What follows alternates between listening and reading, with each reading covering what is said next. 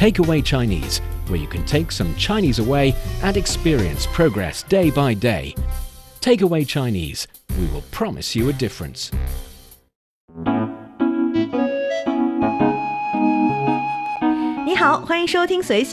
Welcome to Takeaway Chinese. I'm Niuniu Honglin with Steve Hatherley in the studio. Hello, Steve. Hi, thanks for having me back again. As always, a great pleasure having you on the show. We do multiple shows together, and sometimes I think about how destiny is interesting that brought two people together to Beijing. You're from Canada, but you lived in Korea for a long time, but you've always been working in the media industry. I have. Well, not always. I was, my first, I guess, introduction to working in the media came in the year 2001, I think. And I started doing voiceovers for pre-recorded shows at a particular station. That's how I started. But before that, I was an English teacher for a good few years. Oh, really? Mm-hmm. Well, being a journalist was kind of my childhood dream, and I didn't realize I could actually land on a job in this industry, but it is my first job, and I've been doing it since the very beginning until now, and it's a fun industry to work in, isn't it? And it's been it's an amazing industry to work in, and it's been about, 9 years for you now? 10. 10? Yeah. And the thing is, even within the 10 years I've been working here, I've noticed a lot of changes in the media industry, in how people consume our product, in how they consume news, and also all sorts of videos and short videos, long ones, live streams. And the changes are also quite amazing in this day and age. Yeah. The days where I used to turn the knobs on my boombox yes, to tune into the fan, WFAN 690 in New York City. Those days are long gone, but still, what hasn't changed, the way we consume hasn't changed, or has changed, but what hasn't changed is our love of sharing information with people and connecting with people and learning about their lives and sharing pieces of our lives while we share that information. It's a beautiful industry to work in. And also it's something that we can all relate to, no matter which country, which city you live in. You must have the experience of accepting news, reading news, or watching news in different ways. So I thought it would be a good topic for Takeaway Chinese as well. Sounds perfect. We can talk about how we say different things in Chinese, in media industry, and also how to describe them. Describe your favorite shows in Chinese. I thought it would be a great topic. And for those of you who are interested in Chinese culture and you want to get a grip on the Chinese language, then this is the show for you. Stick with us for 30 minutes and you soon see the rewards. And for more fun Chinese learning, follow our Facebook page, Learn Chinese, to watch many fun videos and live streams. But now, let's provide you with some free Chinese for takeaway. You know what's funny? Even in the opening, we mentioned social media. We mentioned our Facebook page, Learn Chinese. And it's becoming from a so-called new media outlet in Chinese to, I think it's the traditional new media outlet. We call it social media because it's just not that new anymore. It's very common. It's very everyday. It's easy to access. Yes. And people enjoy accessing it. So it's just another way for people like us to connect with the people out there who enjoy our shows. Yes, and the keyword media in Chinese is 媒体. 媒体. 媒 carries the meaning of matching. So 做媒 is like I am becoming someone or I'm doing the matching. And here we're talking about matchmaking. Yes, we're talking about bringing two people together and having them date and being engaged in a romantic relationship. Yeah. And 媒 is bridging something or matching something up. And 体 is an entity. So the thing that are bridging you and information is the media. Right? It's a fun way to form the word. The thing that connects the two entities. Yes. 媒体。媒体. So it's the entity that connects two things together. Yes. So we also have words like 媒介. 介 is something in the middle, but 媒介 is also talking about bridging two things. These two words are a little bit, the meanings are similar to each other, but 媒体 is definitely directly translated as media. And if you talk about 媒体, you're talking about news, you're talking about TV, radio, and just different types of media. So 媒体. And when it comes to 媒体, I think the very, very traditional one we're thinking about would be 报纸.报纸. 报纸 is newspaper. Any kind of newspaper, online and offline? Online and offline. You know, my dad, still his preferred way to consume the news is the paper. It's classic. Like the actual newspaper. You have a newspaper, you have your morning coffee, you have a little bit breakfast, and you wake up half an hour might be a bit too rush, an hour before, and you consume all these together. It's classic. That was my first job when I was a kid. Oh, bringing newspapers? Delivering newspapers. My parents wanted me to learn independence. Something. I don't know what the point was, but anyway, I was in elementary school, and in a Canadian winter, I had to deliver the newspaper before school and after school. But before school was 5:30 a.m. Ooh. Yeah, in the dead Canadian Canada. winter. Can you imagine waking up Poor at that? you. Oh, but you know, my dad was so sweet. He knew that's kind of unreasonable. And my dad was a high school vice principal, so he had to wake up and get ready to go to school too. But he would wake up with me and drive me around on the especially cold days to kind of help me out with it. And then after school, I had to repeat the process because the afternoon paper would come out. And I would have to do it again. Oh, your relationship with newspaper is complicated. It's a bit of a history there, yeah. Well, for me, I remember when I was in primary school as well as middle school, when I traveled to my grandparents' place, we had to take a train, and the train was much, much slower compared to today's transportation system. And what we did was that at the train station, I would purchase one copy of newspaper, but it's not really newspaper. It's story newspaper. Stories of what? I think they're fictional stories, different types of stories, okay, and sometimes even ghost-related stories. Yeah. And even though the Chinese word 报纸 for newspaper, 报 carries the meaning of report, and 纸 is paper, so reporting paper. So technically speaking, 报纸 is supposed to be the newspaper, yes. But at my time, when I was young, there were a lot of different types of newspapers with different stories, fictional, non-fictional. And because newspapers are cheaper and relatively more consumable compared to a magazine, so I would purchase one copy of the story newspaper, get on the train, finish everything, and it was just the exact time to be able to take me from my parents' place to the grandparents' place. One of my favorite things to do when I visit home, remember, my hometown is about 1,000 people, 900 to 1,000 people, but they have a local newspaper. One of my favorite things to do is to read the local newspaper because anything can be news. And the last time I was home, I was laughing so hard because there was a story in the newspaper about a family's grandson had returned home after a long time not visiting, and the family was celebrating by going to the theater and go out to dinner. That was in the newspaper. Oh, isn't it lovely? Amazing. For the community to know. Oh, we cover all these, major world news stories all the time, but yeah, Tatamagouche, Nova Scotia, that makes the front page if grandkid comes home for a while.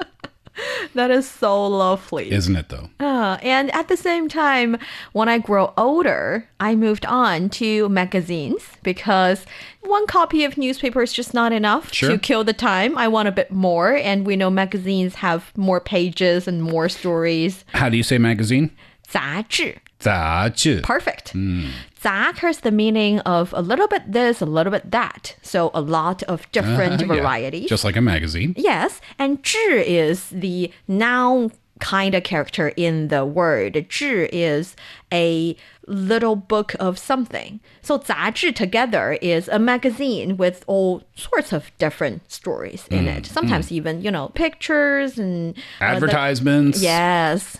Jokes. You remember comics. Did you have these in China? The advertisement, like a perfume advertisement, and then you scratch part of the page, and then you could smell the page. I've never seen anything like this. Yeah. Sounds cool. Yeah, it is the first couple of times, and then you're like, whatever. But it's kind of cool. It was quite common with perfume advertisements because that was their way of showing what their perfume smelled like. Oh, 杂志. I remember for my generation, every boy and girl would have one of their favorite type of magazine. Some of them are literature. Some are sci-fi related or just science and technology. Some people like geography. Some people enjoy romantic stories. And these can all be found in magazine. And one thing you can do is also to 投稿. 投稿. To submit. 投 is to throw something in, to submit. And 稿 is a article. So you throw the article in the box of the editor to see if they like it. Oh, right? okay. 投稿. 投稿. And if they liked it, they will publish your article, and that would be a moment to brag. That might be the greatest moment of your life at that time. Yes. Well, you can do that with 报纸 too. So together we call it print media in English, and in Chinese we call it 纸媒. 纸媒. 纸 is paper. 媒介媒体. So 纸媒 together is printing. Print media. Print media. Magazines, newspapers, comic books. Comic books. Would that count? I don't think so, because I don't think it's exactly a media. But I know what you mean. And after that's something you'd find in the newspaper. Yes. The little comic section. Yes. And after that, of course, radio. We love radio. We certainly do. And radio in Chinese is 广播. 广播. 广 is broad. 播 is to broadcast. 对, to cast. Literally broadcast, because you cast it, and if it's broad enough, like, our radio, it's 广播. You throw it out there like a fishing net. And see who's in the net. Exactly. 广播. 广播. I think in my day and age, we also call it 收音机. I want to share this because it's a cute name. 收 means to receive. 音 is sound or voice. And 机 is a machine. It's the machine that receives the voice. And in the word, it forgets about the fact that it also makes the voice. But the idea is it accepts the wave and then make the sound. So it's accepting the sound. 收音机. 收音机 would not be the form of media, radio, but the actual physical object. Yes. The radio. Yes. I loved little radio, and I listened to all types of entertainment in the radio. And I remember vividly when I was in primary school, grade 1, I took my very first test. I'm not really sure if you know about Chinese students, Chinese kids. In my first grade, everybody's score of their very first exam was about 98 out of 100. Mine was around 70 something. We were learning pinyin, and I'm a little bit careless when it comes to details of the pinyin. I didn't write them perfectly, and my punishment from my parents was that they took away my little radio. Oh, that's a severe punishment. It is. They thought it was the reason that I didn't study well. I earned it back at the end of the semester, but it was a cute memory. I remember being amazed. And again, this is the boombox I had when I listened to that show in New York City. I used to listen to that station because they talked about my favorite baseball team, the New York Yankees. And I remember being amazed that I listened to these two people talk about something that I enjoyed, but I don't know who they are.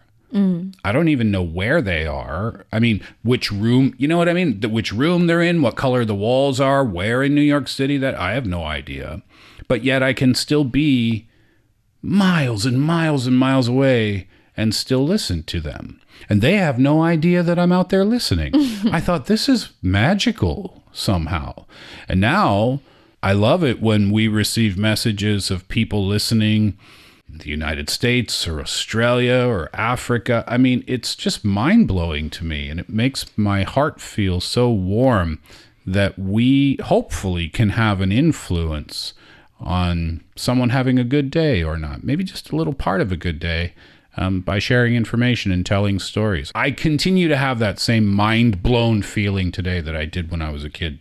At the same time, we see the communication started to be both way. Previously, it's so hard to talk to your favorite radio host, to let them know that you're listening, you're having an opinion about what they're talking about. But now a simple email would do the job. And I think that is also the trend in today's Chinese media consumption market. That is, more and more people started to realize that they have a voice and it's not that hard for them to make their voice heard.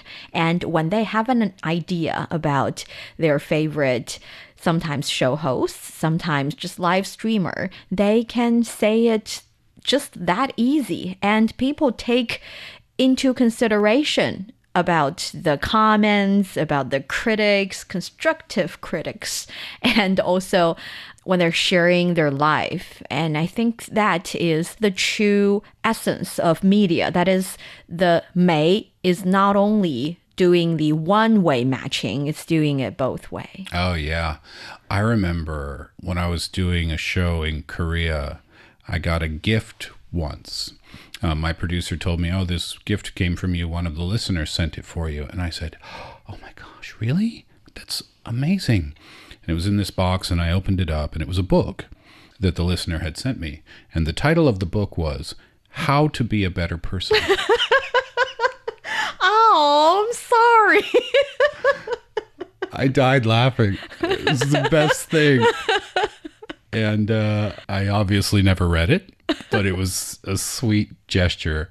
Obviously, it wasn't meant to say, you know, you're a terrible person. It wasn't that. I think on one episode we were doing like self-help topics and stuff like that. And it was just in response to that. Okay. And it was a very, very sweet thing, but I'll never forget that. It just made me laugh.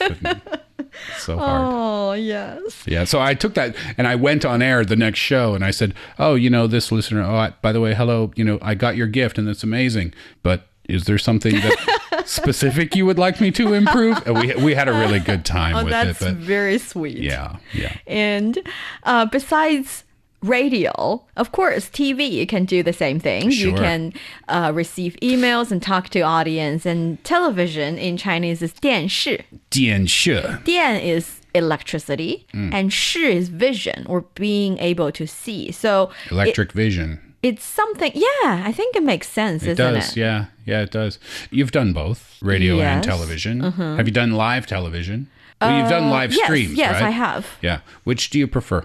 For me, it depends on the kind of product, because when I'm doing radio, I think at least 90% of my concentration is on the content. I'd be able to share what I think about the topic. I'd be able to prepare fully the information and everything. For TV, I can still do that, but I think it's because I'm not mature enough. I would still have to spend at least 20% of my focus, of my concentration, thinking about how do I look, because it's also part of the product and it's also important to the viewer.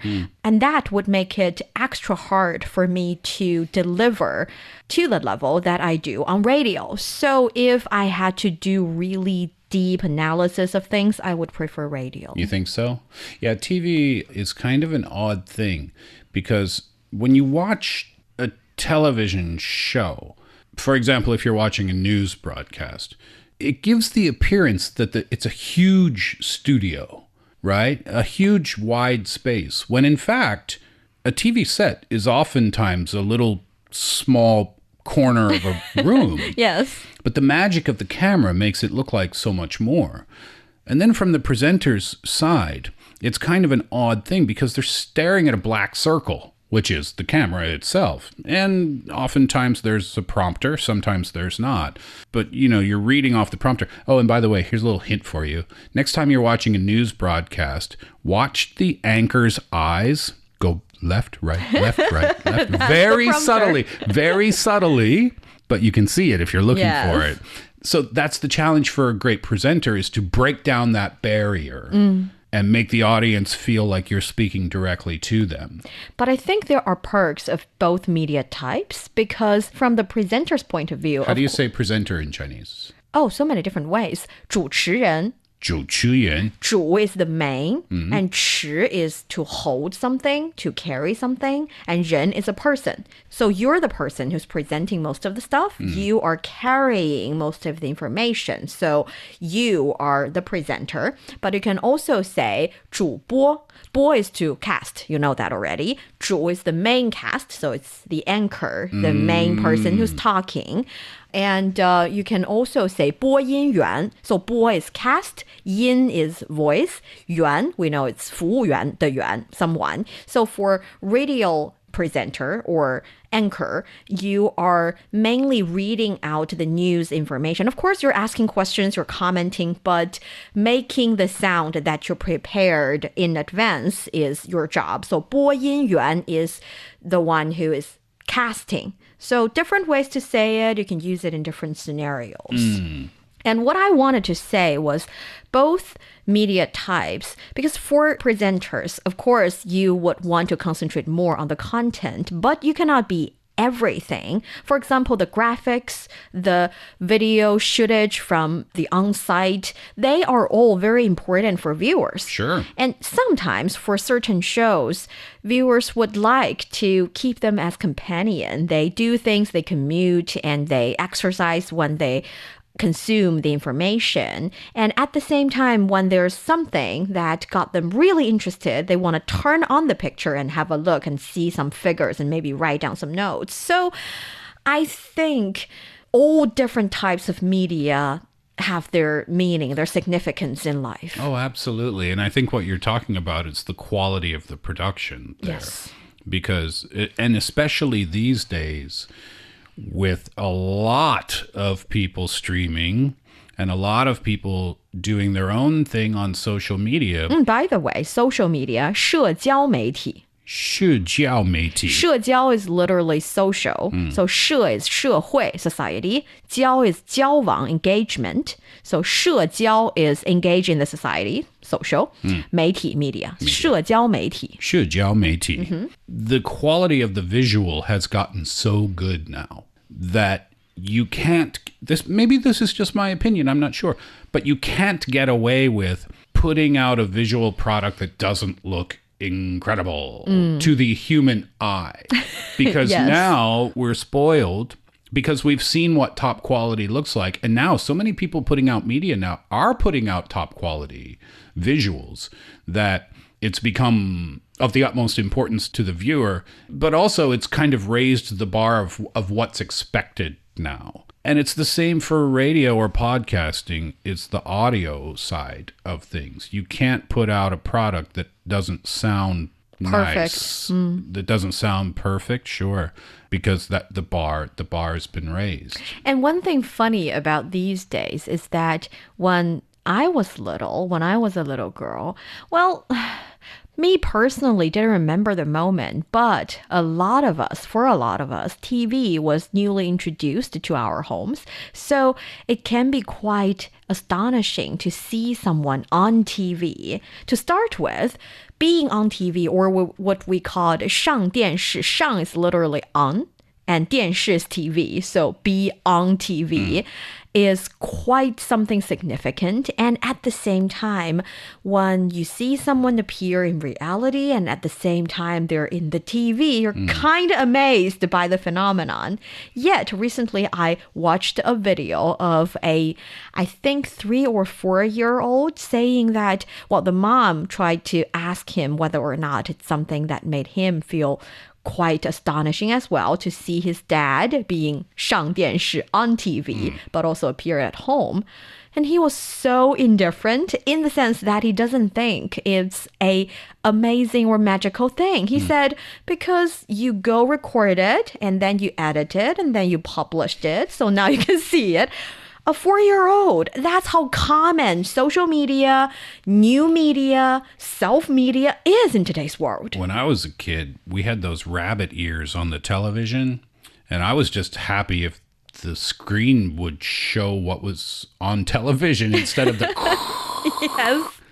The bar has been raised. The bar has been raised, and the native of digital technology in these days, their consumption or their understanding of media is totally, completely different. And what they want, is that the right way to say it?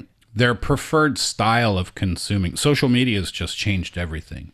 You know, people call it doom scrolling. And if you're going to put out short videos on social media, you got to have a hook within the first, what do they say? What do the experts say? 3 seconds. Under 3 seconds, because if you don't, they're gone. And I watch my wife sometimes, like just from a few feet away. She doesn't realize I'm watching her, but I'm watching her scroll. And I'm like, oh, wait, what was the last one about? You didn't even give it a second. And I said, go back to that. And then I watch it for like 5 seconds. I'm like, okay, now go to the next one. But do you know what I realized? It's like flipping channels on a television. Yes. It's exactly the same. Yes. Because when we used to flip channels on a television late at night, if you were up watching TV, you would do the same thing. You'd flip and you would know immediately whether it was something you were interested in or not. And if not, on to the next channel. It's exactly the same, except you're doing it with your thumb on the screen of your phone. So I guess it's not that different after all. So the conclusion to our conversation is nothing's changed. Well, a lot has changed. But and yet a lot has changed. And we have that expression in English. I know this is takeaway Chinese, but we say the more things change, the more they stay the same. We have 以不变应万变, using what's not changed to deal with the challenges that's changing quite a lot, the problems that are always changing. So 以 is with, 不变 is no change, 应 is to deal with, to work with, 万变 is 10,000 types of changes. And I think this works in media industry as well, because of course we think about the kind of trend. We're looking at more short videos. We do not like longer ones. We love live streams, especially those that allow you to engage with your audience in real time. You answer the questions on spot. Yet at the same time, we also know that content is always the king. In Chinese, we say 内容为王. Content is the king. If you have good content, no matter if it's in a newspaper article or a TV program or a video online, if it's real gold, it's definitely going to be popular. Which is why I don't like to listen to things at double speed. I lied. I do like to listen to things at double speed. Sorry, not double, 1.5 or 1.25. But even though I like it, I refuse to do it. And this is all new information for me because on Roundtable, another show that we do together, a listener from, I forget where, but he said he listened via Cuba. He said that his fiance or his partner listens to things at 1.5 or double speed, and he couldn't figure out why she enjoyed that. And that was our topic for the show that day. And then I said, I never do that. I had never done that. And then I did it because I listen to a lot of podcasts. I did it and I realized it's hard to go back. Well, I didn't enjoy it per se because I want to listen to them talk in the way that humans actually speak to each other and the time that it takes them to reply. But yes, when I went back to normal speed, I felt like, oh my God, would just hurry up. Right? But I realized, do you know what this is exactly like? It's like when you use a tablet for like 8 hours and then you pick up your smartphone. Your smartphone screen looks so small. You're like, how can I see anything on this little dot? And then you get used to it again. And I think human society is changing the way we produce and consume information. And at the same time, all these are changing us as well. We're very accustomed to some people 1.5 speed or 1.25. That's you, right? In your opinion. Yes, I do. Yeah. And some people are accustomed with the algorithm that are keep pushing the information in front of their faces, and they enjoy that because the algorithms are doing a good job. They are in their 圈层, in their circle, in their level, in their little information cocoon, sometimes in a good way, sometimes in a bad way. And one thing we can do is to always watch out for the trend and take advantage of them and remember or be aware of the existence of these trends so that when they start to hurt us, maybe at least we're aware of it so that we can do something about it. I just had a thought, and I wonder if this is related. I speak relatively slowly, but you speak relatively quickly. I never listen to things at 1.25 or 1.5 speed, but you always do. Yes. I'm serious. I wonder if that has an impact on how quickly people speak in their daily lives. Maybe it's a personality thing. Maybe, maybe not, right? But I can definitely see it having an impact, because if you're constantly hearing people speak at an increased speed, and you get used to that and your ears get used to it and you get good at processing the information faster, then maybe you start delivering the information faster Maybe. too. Let us know. Let us know what's your take on all the trends that are changing you, how you cope with it, what are something that you enjoy, that you like. And at the same time, as reporters, no matter what are the media outlets, no matter what are the media type, what we are striving for here is to bring you the authentic stories, the fun ones, the ones that we dig into to have enough good details about so that you can consume your information the way you like. And it is our pleasure to try to do that for you. Yes. And that brings us to the end of today's Takeaway Chinese. I'm Niuniu with Steve here in the studio. For more episodes of the show, you can visit our website at radio.cgtn.com and go to the column podcast. You can also listen to the show and read the script there. Find us wherever you listen to your favorite podcasts. Just search for Takeaway Chinese. Don't forget to leave your questions, comments, and ratings. 感谢收听，我们下次再见。 Thanks so much. See you next time.